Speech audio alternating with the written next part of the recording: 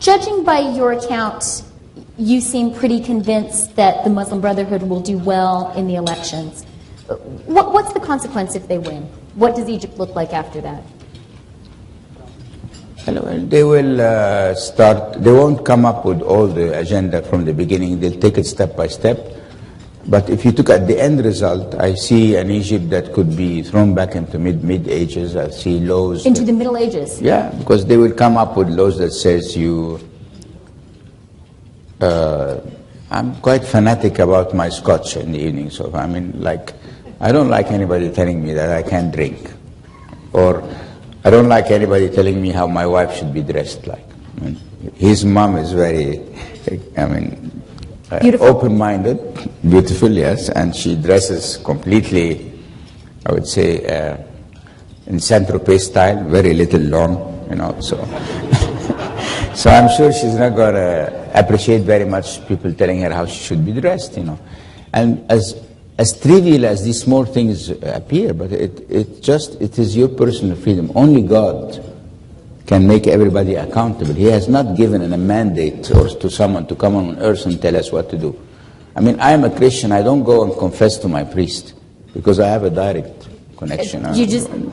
Does God talk back? Yeah, it's like I'm going to tell him the story and he's going to tell God. I want to tell God immediately what's happening, you know. And do you think, I mean, how far do you think if the Muslim Brotherhood does well in the elections, how far will they go? Is Sharia law likely? Yeah, Sharia law, the dress code, the no alcohol, tourism will suffer. The minorities and Christians like us and Copts will suffer because even now we are suffering. So what if they come? We suffered also under Mubarak. I mean, look, since January, 5 churches have been burned and ransacked completely. And not one has been made accountable for that. You see this, if you apply the rule of law and order, nobody would be upset. You won't have any demonstrations. This guy burns a church, he goes to trial, he gets a sentence, okay. And why is that not happening? Because they don't want to confront these fundamentalists, these extremists, because they are... scared? They're scared to confront them, and they are worried if they confront them that they will initiate another reaction, you know. Okay, but I mean, either you implement the rule of law and order or you don't. And then what are these poor Christians going to do? It's not a small minority, they're 12 million. Where the hell are they going to go? I mean, even Canada cannot absorb 12 million Egyptians, you know. You could try. And why would they leave their own country? This was a Christian country, I mean, it was a Coptic country. The Islam came in the 7th century, and many of the Copts kept their religion, kept their faith, and we believe this is our country. So what you need is to draw similar situations in history. When the Iranian revolution happened, everybody thought the Shah was a dictator, the Savak was torturing people, so good riddance, you know, and we'll have a democracy. And then what? We end up with a Khomeini that sends little kids with a key, tell them go and kill some Iraqis and don't worry, if you die you will go to heaven. 16-year-old kids with the machine guns. So, what should Canada do? I think what they should do, like the rest of the West, they should have not watched this development as if nothing is happening, because it's not a fair fight. The Islamic, the Muslim brothers are getting funding from Qatar. I said that to the Emir's family. I told them in the face.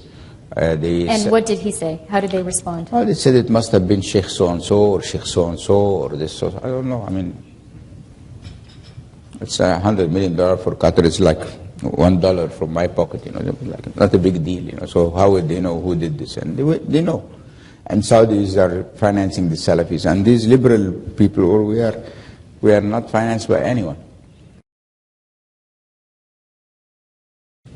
As a follow-up to this point that you've underscored on the need for Western involvement, a concern, a counter-argument against that that's often raised is, well, if you have Western involvement, that will provoke a counter-reaction, and there will be a sense of Western imperialism, Western interference. You think that's wrong?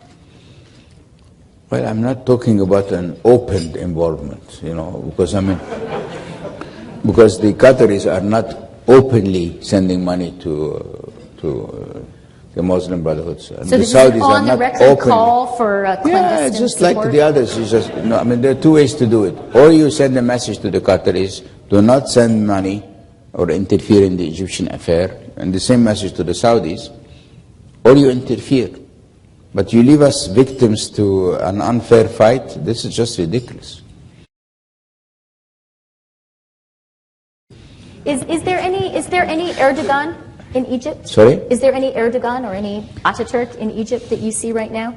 Many, but they are scared. Many of them, because they become targets. It's like my joke when I send the Twitter, you know, they want to kill you, will kill you, will shoot you. I mean, so how can you argue against who has this guts? You think, you know, after, you know, I mean, you think I walk in Cairo with 6 bodyguards or with any armed, nothing. I don't walk with anybody. You know. Are you still suffering the ramifications of that tweet? Look, I'm a guy you can't scare. See, I can't. Nobody can scare me. You know, I have my sins, okay, but I walk looking to God. I think He's next to me, on my side, so I fear no one. Whenever there's a problem with Him, let's go. You know, we'll go and face these evil people, and we'll teach them a lesson. So I don't give any. You can't scare me in any way, because you know I haven't.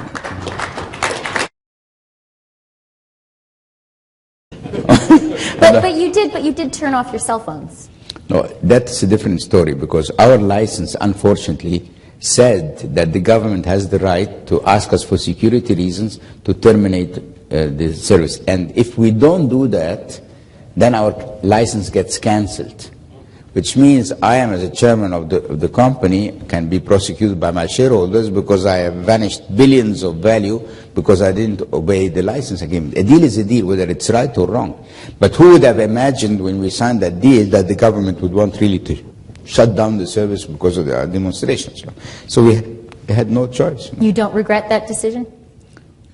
I had no choice.